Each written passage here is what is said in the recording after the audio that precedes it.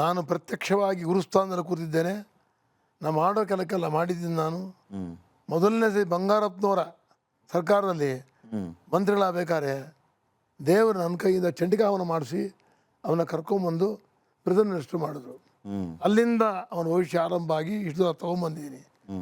ಆದರೆ ನಾನು ಆ ವಿಚಾರ ಮತ್ತೆ ಮತ್ತೆ ಮಾಡೋದು ಅಪ್ರಸ್ತುತವಾಗುತ್ತೆ. ನಾವು ಹೇಳಿದ್ದಾಗಿದೆ ಹಾಗೆ ಆಗ್ತಾರೆ ಅಂತ. ನಮ್ಮ ಡಿ ಕೆ ಶಿವಕುಮಾರ್ ಕೂಡ ದೇವರು ಸತ್ಯ ಧರ್ಮ ಅವನ್ನೆತ್ತಿಡಿಯುತ್ತೆ. ಖಂಡಿತವಾಗಲಿ ಶಿವಕುಮಾರ್ ಖಂಡಿತವಾಗಿ ಆಗ್ತಾನೆ. ಆದರೆ ಏನಾಗಿದೆ ಅಂತಂದರೆ ಈಗ ವೃಷಭ ರಾಶಿ 8ನೇ ಮಲ್ಲಿ ಸೂರ್ಯ ಇದ್ದಾನೆ, ಧನು ರಾಶಿಯಲ್ಲಿದ್ದಾನೆ. ಅಲ್ಲಿರುವಾಗ ಬರೀ ಗಲಾಟೆ, ದಿನ ಒಬ್ಬರು ಒಂದು ಹೇಳ್ತಾನೆ ಇದ್ದಾನೆ. ಆಯಿತು, 2 ವರ್ಷದಿಂದ ಏನು ಕೆಲಸ ಮಾಡಿದ್ದಾರೆ ಹೇಳಿ ಕಾಂಗ್ರೆಸ್ ಸರ್ಕಾರ? ಏಕಿ ಗ್ಯಾರಂಟಿ ಘೋಷಣೆ ಮಾಡಿ BJPಯನ್ನು ತೆಗೆದ್ರು. ಸಂತೋಷ ಆಗಲಿ. BJPಯವ್ರೇನು ಕೆಲಸ ಮಾಡಿಲ್ಲ, ಅವರು ಏನು ಕೆಲಸ ಮಾಡಿಲ್ಲ. ಬೊಮ್ಮಾಯಿ ಅವರಿಗೆ ಅಂತ ಭಾರಿಯಾದ ಒಂದು ದೊಡ್ಡ ದೇವರಿಗೆ ಗಿಫ್ಟ್ ಕೊಟ್ಟ, ಏನೇನೋ ಮಾಡಬಹುದಾಗಿತ್ತು, ಅವರು ಏನು ಮಾಡೋಕ್ಕಾಗಲಿಲ್ಲ. ಅವರು ಗ್ಯಾರಂಟಿ ಅನೌನ್ಸ್ ಮಾಡಿದ್ರು. ಆದರೆ ನಾನು ನಿಮ್ಗೆ ಏನು ಹೇಳ್ತೀನಿ ಅಂತಂದರೆ 14ನೇ ತಾರೀಕು ರಾತ್ರಿ ಕಾಲದಲ್ಲಿ ಮಕರಕ್ಕೆ ಸೂರ್ಯ ಬರ್ತಾನೆ.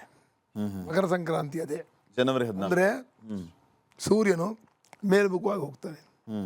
2ನೇ ತಾರೀಕಿಂದ ಸೂರ್ಯ ಚಾರಣೆ ಯಾವಾಗ 15 ದಿವಸ ಬಂದವನು ಸೂರ್ಯ ಕಳೆದು ಬಿಡ್ತಾನೆ, ಅವನ ಶಕ್ತಿ ಕುಗ್ತಾ ಬರುತ್ತೆ. ಒಂದು ಸೌರಶಕ್ತಿ ಇಳಿತಾ ಬರುತ್ತೆ.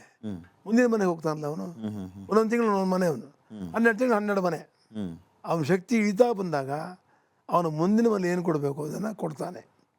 ಆದರೆ ಏನಾಗಿದೆ ಅಂದರೆ ಸುಮಾರಾಗಿ 5ನೇ ತಾರೀಕು ಹಿಡಿಬೋದು ನಾವು. 15ಕ್ಕೆ ಸಂಕ್ರಮಣ ಆಗೋದು, 10 ದಿವಸ ಹಿಂದಕ್ಕೆ ಬರೋಣ. 5ನೇ ತಾರೀಕು, 5ನೇ ತಾರೀಕಿಂದ ಜನವರಿ 30ನೇ ತಾರೀಕೊಳಗೆ ಏನು ಬೇಕಾದ್ರೂ ಪರಮಾತ್ಮ ಮಾಡ್ಬೋದು.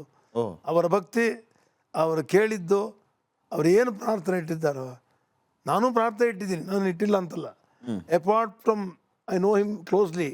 ಡಿ ಕೆ ಶಿವಕುಮಾರ್ ಅವರು ಮುಖ್ಯಮಂತ್ರಿ ಆಗಬೇಕು ಪ್ರಾರ್ಥನೆ ಇಟ್ಟಿದ್ದೀರಿ. ನಾನು ಪ್ರಾರ್ಥನೆ, ನಾನೊಬ್ಬ ಮಗನಾಗಿ ಅವನು ಪ್ರೀತಿ ಮಾಡಿದ್ದೇನೆ.